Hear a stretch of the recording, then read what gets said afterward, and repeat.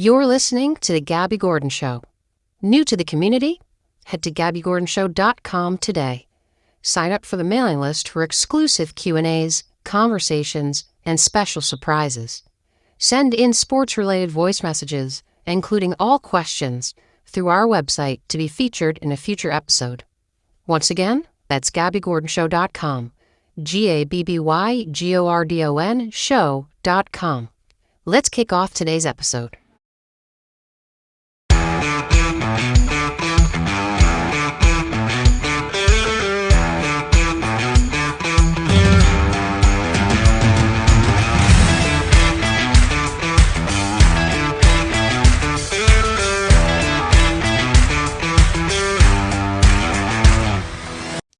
What is going on, sports fans? You are listening to The Gabby Gordon Show.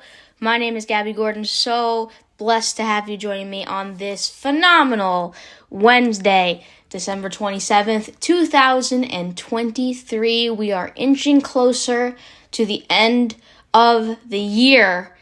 Don't forget, if you haven't already, go ahead, visit the website, GabbyGordonShow.com, for all the latest updates. You can make a voice message to the show before the year comes to a close. We got a lot of sports to still talk about. Obviously, the NFL is pretty prominent right now because we are inching closer not only to the new year where we're going to be having our Super Bowl 58, but we're also inching closer to figure out which teams are going to make the playoffs and which teams are going to break the playoffs and go all the way. So really exciting stuff. So please visit GabbyGordonShow.com. Send in your sports-related questions through the voice message link, and you may just hear yourself on a future episode of the podcast. So with all that in mind, thank you once again for joining me on this wonderful, wonderful Wednesday. This wacky Wednesday. We've got some wacky NFL news, pretty breaking news to talk about. We're going to start the show with some quarterback decisions, some benching decisions out of 3 teams, and we're going to get to that. So thank you so much for joining me and talking some sports with me today, because every day is a great day to talk some sports. Let's get into it. You're listening to The Gabby Gordon Show, and we are starting right now.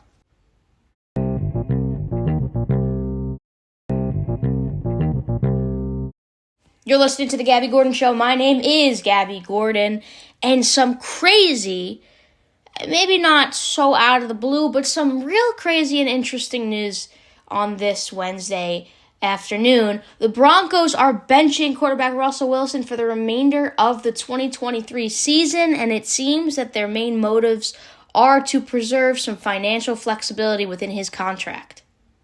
Look, it's no doubt that he has had a rough year in Denver, and there has been some turmoil with head coach Sean Payton and the rest of that coaching staff. And we even saw Sean Payton rip into him a couple weeks ago and just completely obliterate him on the sidelines, verbally abusing the guy. And it's Russell Wilson, and he just stood there and he took it. And that really started to question how their relationship is, how Russell is doing in Denver. But look, they're not eliminated from the playoff contention just yet. Let's not forget here, they are not eliminated from playoff contention. But they are now making a decision to change their starting quarterback with 2 weeks left in the regular season. So Jarrett Stidham's going to make his first start for the Broncos this Sunday against the Chargers. And Wilson is going to dress for Week 17's game. He will suit up, but he will be suited up as the number 2 quarterback rather than the number 1. Now, it seems pretty reasonable that one key reason behind this is merely financial. Wilson has a $37 million injury guarantee for 2025 that will become fully guaranteed in March. So sitting him would ultimately ensure that he doesn't suffer some catastrophic injury in the final 2 weeks. That's going to provide the Broncos financial flexibility if Sean Payton and the rest of the organization decides to move on from him in 2024. It's not a done deal, but the late season benching could be a very strong indicator that Denver is going to end the ride with Wilson after 2 seasons. Now, he is due $39 million fully guaranteed in 2024, but this move seems merely financial. And it seems like they are giving themselves some flexibility to move on from him after this year. And so by eliminating the chances of him getting injured in these final 2 games, they're saving themselves money and giving them the flexibility to move on from him in 2024 if indeed they decide to. Look, the Broncos lost any realistic shot at making the playoffs when they fell to the Patriots on Sunday, okay? Gave them a 7-8 record. They've got a 1.4% chance of reaching the postseason, but a 1.4% chance is still not 0, so they're not completely out of it, but they are pretty much out of it. So I should have rephrased that before. Look, they're out of it, but statistically they're still in it.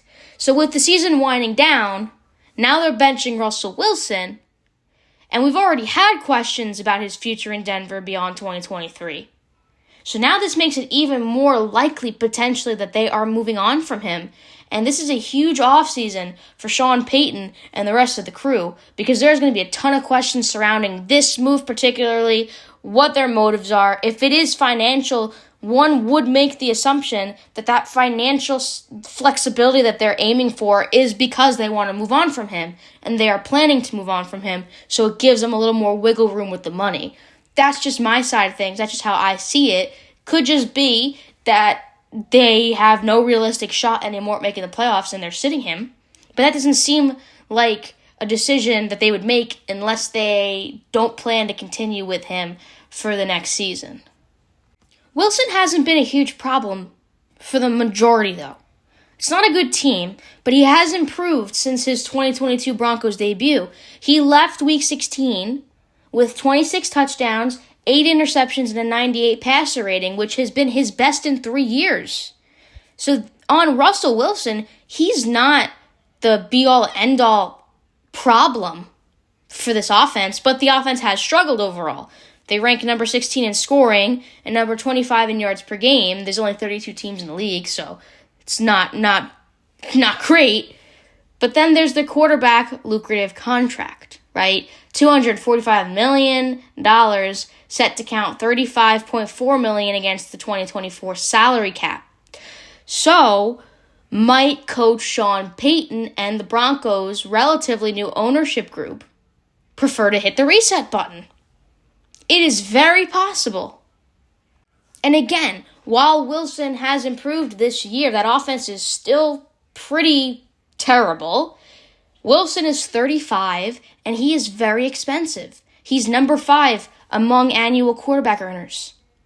But the question is, can Denver move on from Russell Wilson? Is it even possible for Sean Payton and the rest of the organization to get out of his deal following this season? Well, the short answer, when we look at the numbers, and I've looked at some of the numbers here, the short answer is yes, they can get out of his contract.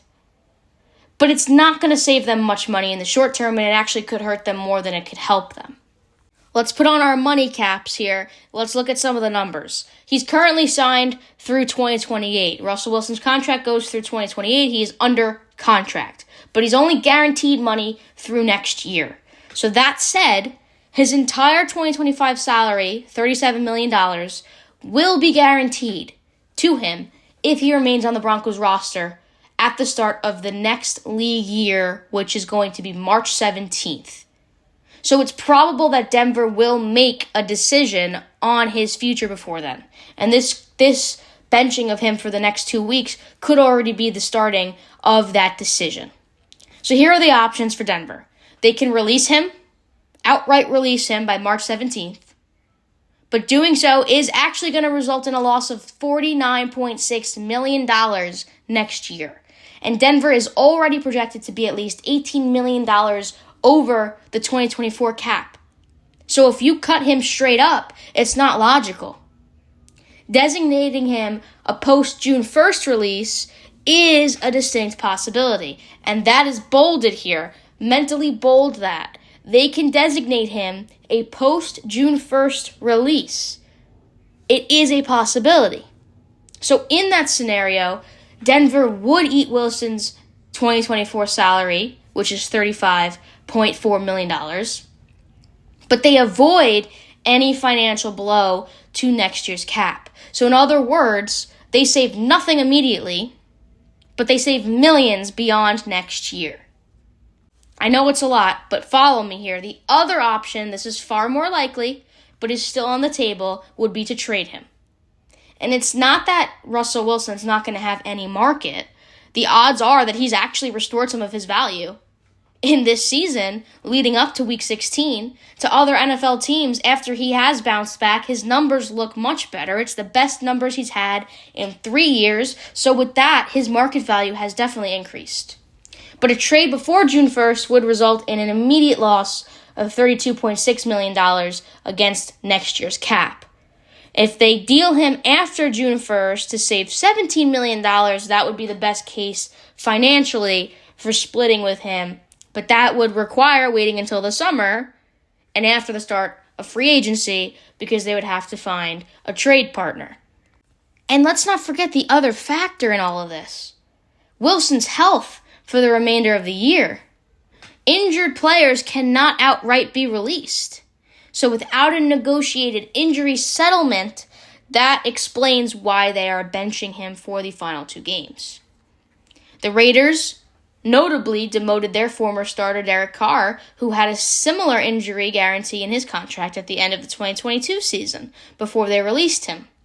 Carr's benching all but guaranteed a breakup. And again, that happened. And that appears to potentially be happening in Denver. So Broncos country and let's ride might be Broncos country bye-bye for Russell Wilson. That was a good one. I just came up with that on the spot. Broncos country let's ride. Write this down, y'all. Broncos country let's ride may turn into Broncos country bye-bye for Russell Wilson next year. Whew, that's good. Not to toot my own horn, but I came up with that on the fly, y'all. And look, I know it's a lot of numbers. I know it's a lot of speculation. It is all merely speculation.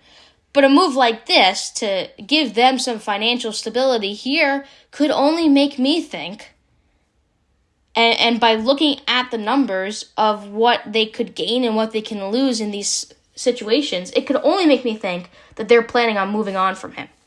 It wasn't a complete washout season. They didn't go like the Patriots did, winning, losing 11 games. It's a 7-8 season right now. It's mediocrity, and they've got a 1% chance at making the postseason. So in reality, they're done, right? So maybe in the organizational minds, and they have some new organizational components, it is time to start fresh, move on, rebuild.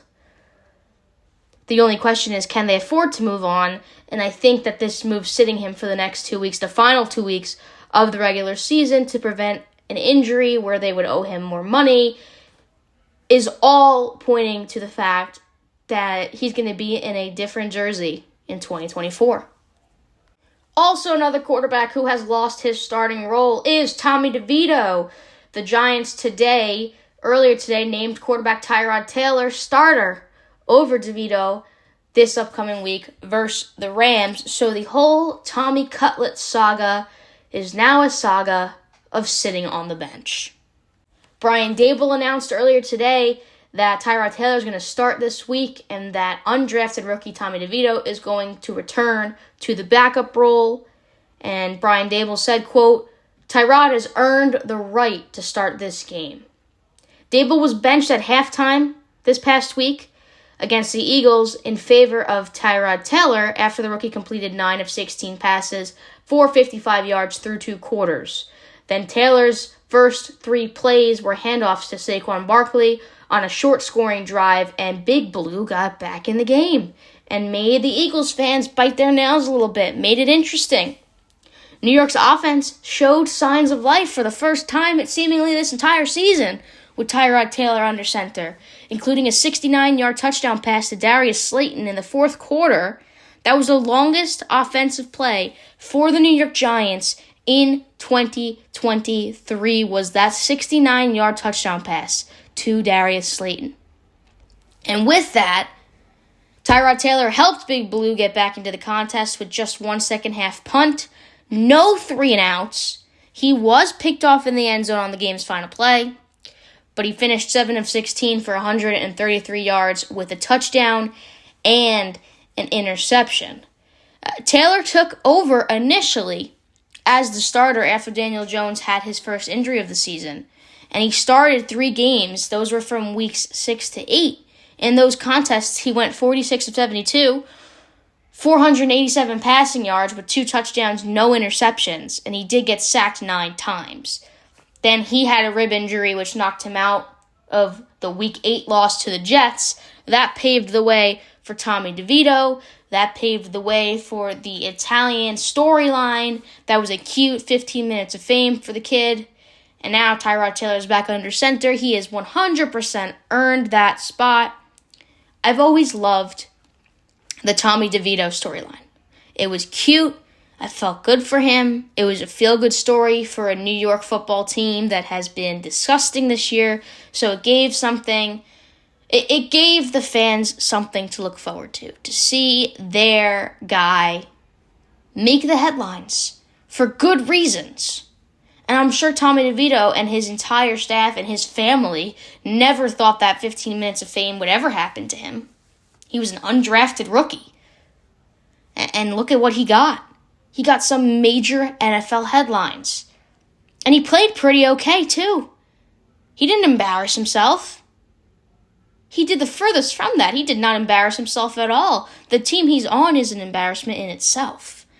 So he did far from embarrass himself in his chances. He took advantage of it. He worked hard. He's a good guy. He's a good kid.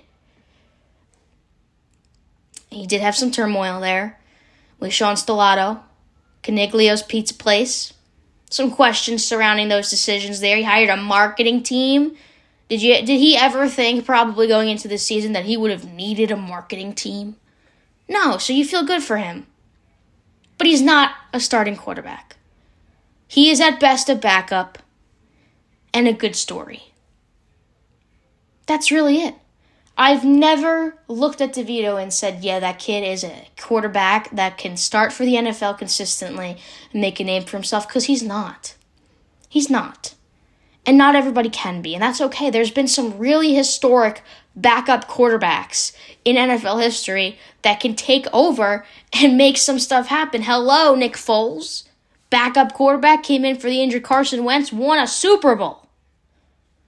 So Tommy DeVito can still get his fame. This is not to say his career is over. Of course not. His career is just starting. He's got plenty of chances. It may not be on the Giants, but he's got plenty of chances left. But ultimately, Big Blue made the decision to start Tyrod Taylor for the rest of the year. That is the right decision. They put up a really respectable performance. We talked about it a lot yesterday. Not going to get into that whole thing. They put up a really great performance under Tyrod Taylor against an Eagles team that, even though they aren't playing well right now, is still a good Eagles team. They are still one of the best talented teams in the business, regardless of what's going on right now with them, and regardless of why they can't find it and put it together. It is still a very good team, very talented team, and so for Tyrod Taylor to be able to basically out-duel Jalen Hurts, if you ask me who played better under center, I'm going with Tyrod Taylor. I think Jalen Hurts had an awful game. Expectations are different for both guys, of course. Jalen Hurts has the higher expectations. Tyrod Taylor, you kind of just hope that he can make something happen. But all in all, Giants played better under Tyrod Taylor. So it's really no question as to why Brian Daboll would bench DeVito for the remainder of the season. And yet another quarterback is going to be benched going into Week 17. That is Sam Howell of the Washington Commanders. We were just talking about backup names to know. Tommy DeVito could become a pretty decent backup. Well, this guy's name has been all over the place. You don't always hear him all the time, but he is the backup. Jacoby Brissett is going to be starting at the quarterback position for the New Year's Eve game against San Francisco. Head coach Ron Rivera announced that earlier today as well. It's San Francisco. You can't expect a lot out of Brissett, but he is getting the job now. So Brissett replaced Howell for a second time in as many weeks during the third quarter of the Commanders' 30-28 loss to the New York Jets on Sunday, and almost immediately injected life into the offense for Washington. With Brissett at the control booth, the Commanders were able to piece together 3 straight touchdown drives, and that absolutely erased New York's 20-point lead. Gained a 1-point lead with less than 5 minutes to play in regulation. Now, of course, Washington fell in the narrow fashion. But in the wild turn of events, Howell was no longer the best quarterback on that team. And Brissett is a veteran, and he has been all over the place. He's been in New England. He's been in Indianapolis. He's been in Cleveland. Now he's in Washington. He's going to have to be tasked with going against a very, very decent 49ers defense that may have sent Howell into a disaster zone if he were to start. Sam Howell is a turnover-prone quarterback. So Ron Rivera has acknowledged that this reality is a part of him making the decision to accept that Jacoby Brissett is his best chance now to put up a somewhat respectable performance against a 49ers team that is looking to win out now.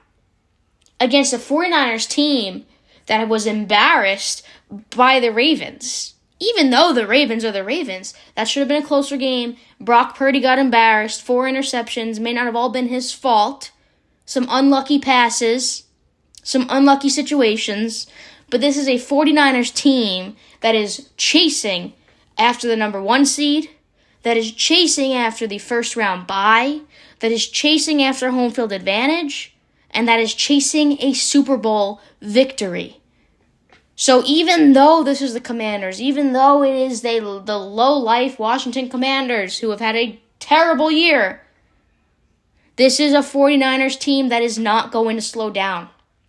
And a team that is going to come at them with all force necessary to win this game, get the win under their belt, because they play the Rams the following week, and they need to win both if they want that number 1 seed. They have to win out.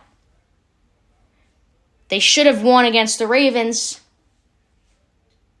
and they didn't. Why should they have won? Because I believe they are the better team when they are playing at their best. And they are going to bring their best. So you can't have high expectations for Jacoby Brissett. You just can't. But it is the better decision to be starting him rather than Sam Howell, who has struggled with turnovers this year. And the 49ers defense is going to force turnovers. So we're going to have to see how that goes. And this has to bring more life into the 49ers as well. Because now, it's like, now as a 49ers team, I would see this as my opponent grasping for the rope before they fall down completely. Grasping to put something together so they don't embarrass themselves. And to me, that's all the motivation I need to come in and stomp on them and win this game. So 3 big stories here to kick off the show today. And I want to hear what you guys have to say about it. Comment, do whatever you got to do, send in a voice message. Maybe you are a Broncos fan, Giants fan, Commanders fan, whatever it is.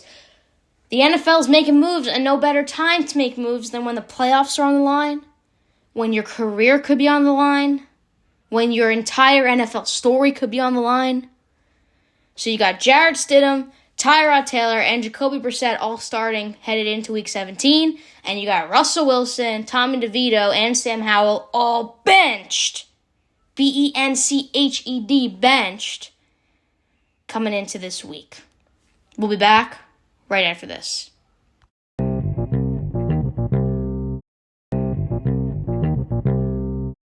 So we got a lot of teams grasping for air right now and trying to put together something for the final 2 weeks of football. But one team that has the vibes on an all-time high, and one team that I would love to be a fan of, if I was a fan, would be the Miami Dolphins. You're listening to The Gabby Gordon Show. My name is Gabby Gordon. Let's talk about the Miami Dolphins for a moment, because they not only have the coolest coach in the league, but have one of the most talented teams in the league.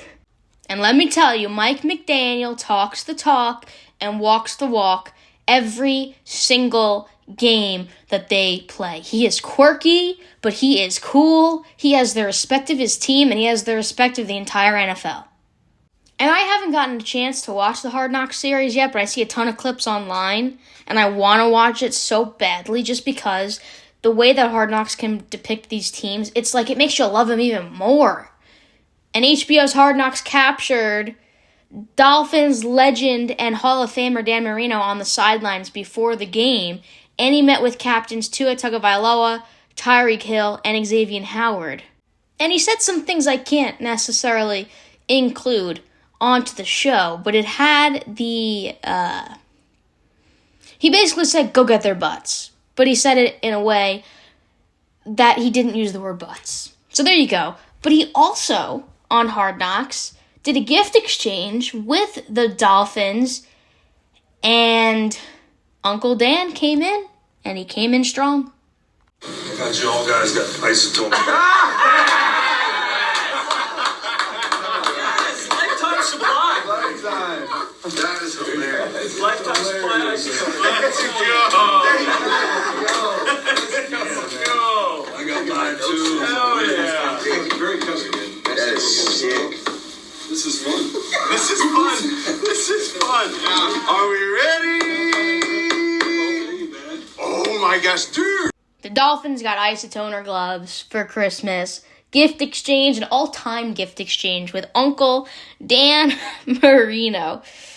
He spent his entire 17-year career with the Dolphins, and now he serves as a special advisor. He spends a lot of time with Tagovailoa and the rest of the quarterbacks.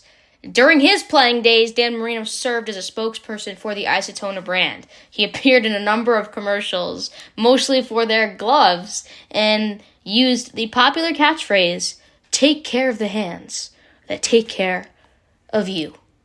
And so what did the Dolphins get from Uncle Dan? Some Isotona gloves for Christmas. That's literally all I needed today. All I needed today. And how cool to get some Isotona gloves from Dan Marino. The realist. Not only, I know you couldn't see that clip, but not only was it no wrapping, there were no bags, it was literally just the gift, just the gloves. You get one, you get one, you get one. Man.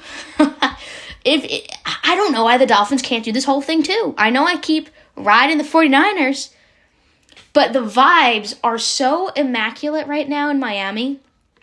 Why can't they do it all? Not only the vibes are there, but the talent is there. The coach is there. Dan Marino is there. Why not Miami? Why not the Dolphins? Why not? Maybe it is. And then with Dan Marino on the sidelines, I just love Mike McDaniel because I think they were showing like his prolific passing stats, and I think they had it on the big screen, and so he's looking at it, and you got Tyreek there, you've got Tagovailoa there, and I can't play the clip just because it's really hard to hear. So Mike McDaniel, you got Marino, he's just looking out there, and he's admiring his stats. The entire crowd is cheering for him at Hard Rock Stadium, and all you can hear on Hard Knocks is, "F your records, Dan! We're coming for your records, Dan!" And Mike McDaniel, I told you, he talks the talk, he walks the walk, he's quirky, he's cool, and he's one of the most respected, if not the most respected coach in the league right now. He's besties with Uncle Dan Marino. Why not the Dolphins? Why not the Dolphins? And while we're on the topic of cool kid Mike McDaniel, he actually had a media session earlier today. And one thing that stood out to me, one highlight, is that he doesn't even know what's going on. All he cares about is winning. He has no idea. He had no idea that they clinched a playoff berth when they beat Dallas until he got into the locker room and he was told. He also said today that he didn't know that a victory against the Ravens would give the Dolphins their first AFC East title since 2008. All the guy cares about is winning, making a relationship with his players, heckling Uncle Dan Marino, it seems. It is just, he's so quirky that some people hate him, but they hate him for the right reasons, you know? He's like, wow, this guy's weird. Like, no, this guy is cool, and this guy is the reason that they are having success. Because when the vibes are high, The play level is high. The team's attitudes are at an all-time high. It's like it can't get much better in this narrative. And another thing I love about McDaniel, I know that I'm kind of just like fangirling over him right now, is that he doesn't give in to the media and the hype against the opponents.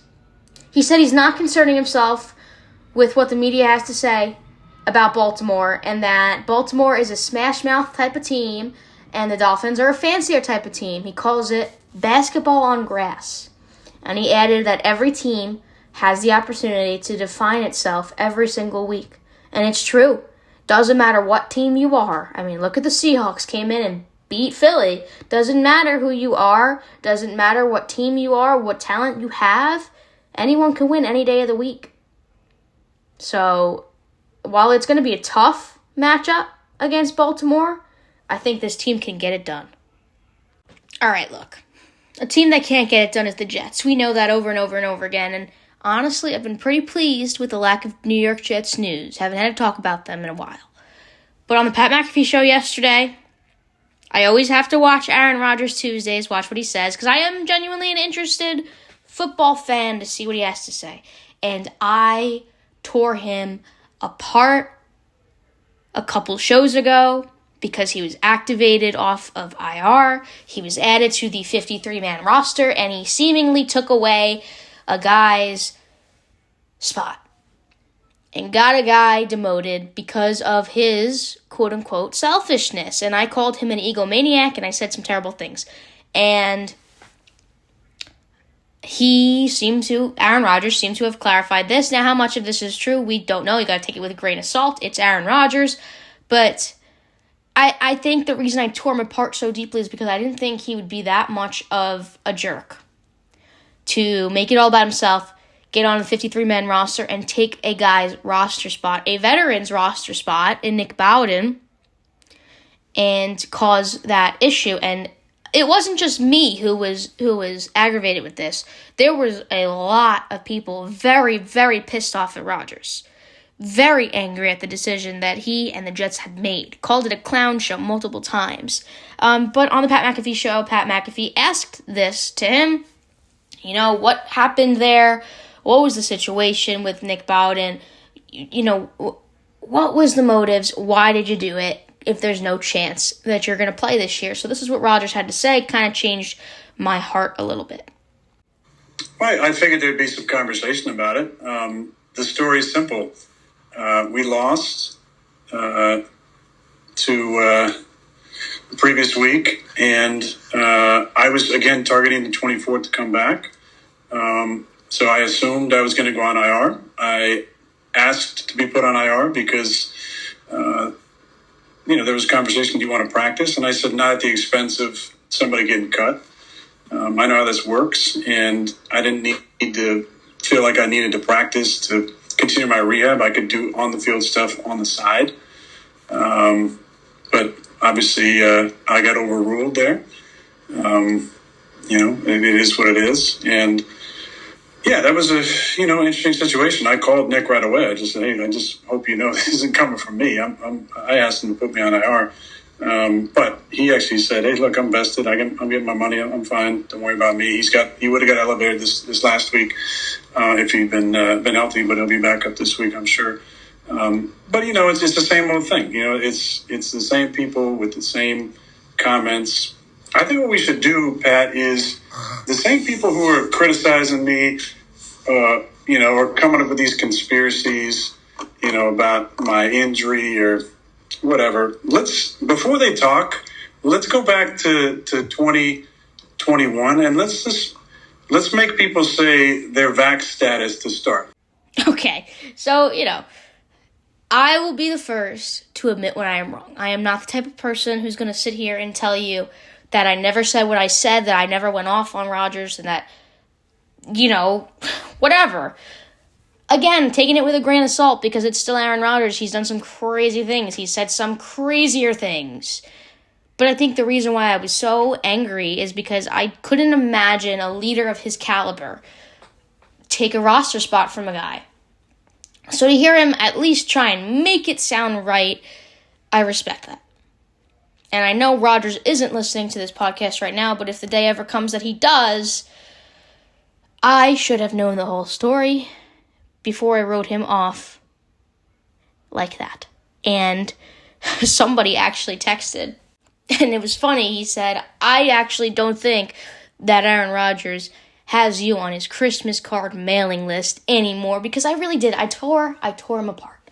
And he deserves that, because there's some things he's done that have been ridiculous. I still think the whole storyline of him hyping the people up to see if he was going to make a return to football was just incredibly ridiculous. It was all media based. That was the motive. He always knew he wasn't going to play this year. But I didn't know the whole story about Nick Bowden. I didn't know the whole story that he has claimed that he requested to stay on IR. So that could be seen as some stupidity from Rob Saleh and the Jets organization, which at this point doesn't come as a surprise to me. But anyway, I should have known the whole story. And so it makes me feel a little bit better that Rodgers may not be the biggest jerk of all time. He might just be a tiny jerk. That's it. Okay, and I don't know if you watched the Pat McAfee show, but he, shaved his beard or whatever, Rodgers. And I gotta be real with you, he looks young.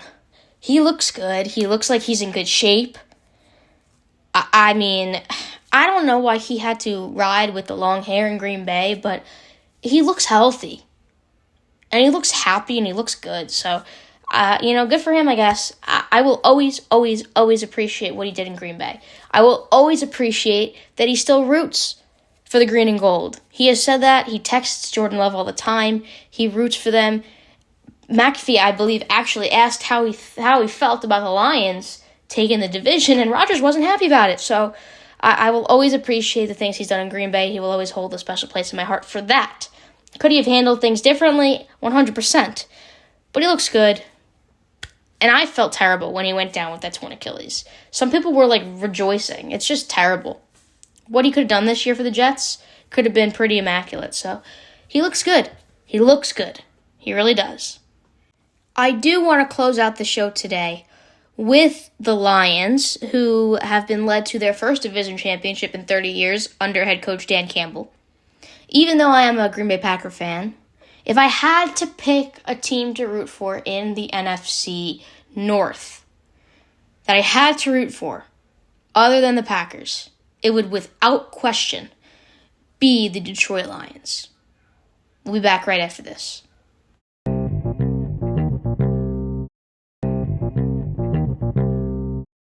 Welcome back to the Gabby Gordon Show. Before we wrap up the show today, I wanted to make a point to talk about Detroit. That rhymed. I didn't get a chance to do it justice yesterday. I think I snuck a little blurb in there.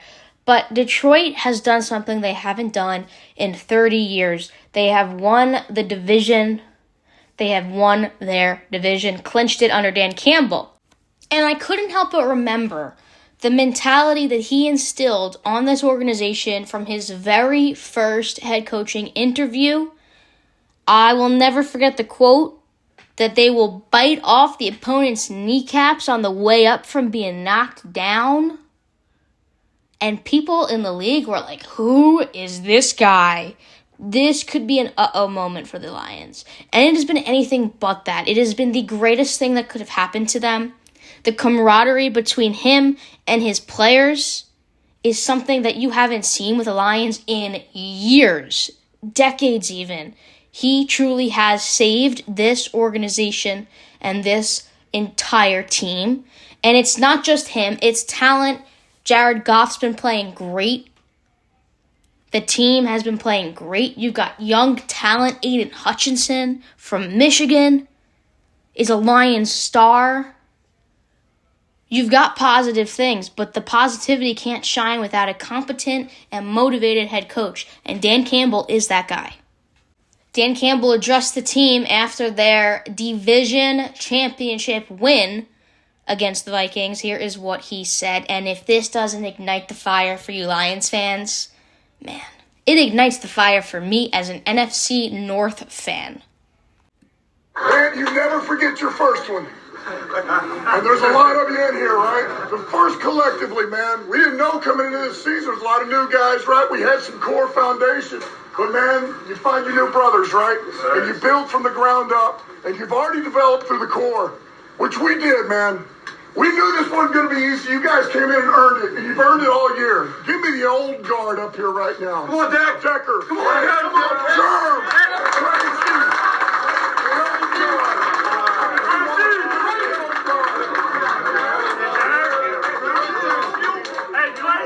Whenever you do something like what we just did, it's special. It don't matter, man. And it don't matter how many you win in a row. They're special. But I can tell you this, when you're part of the organization, and it's been 30 years, 30 championship, it's special, man. And these guys have been fucking dying for it and waiting for it, man. It's for you, baby. This first one's for you. The rest of you people.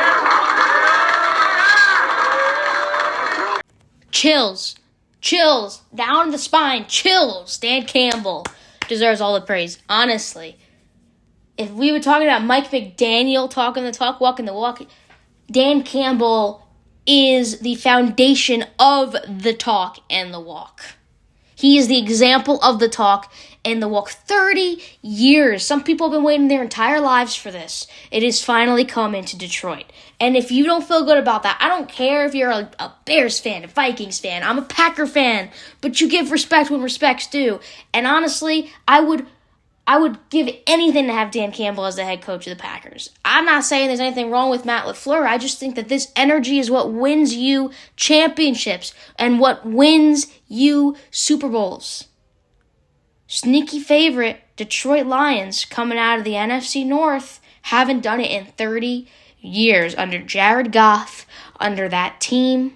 When there were speculations at the beginning of Dan Campbell's coaching career after the trade between Stafford and Goff, who was the winner, who was the loser? And everybody said, oh man, Jared Goff has been placed into a poverty franchise with a coach that is going to drill this into the ground. He has done anything but that. The Lions are on the come up, and the rest of the league is there watching. Why not the Lions? Why not the Dolphins? Why not the Lions? Why can't they do it? 30 years. 30 years. And if that doesn't make you feel good, I don't know what's going to.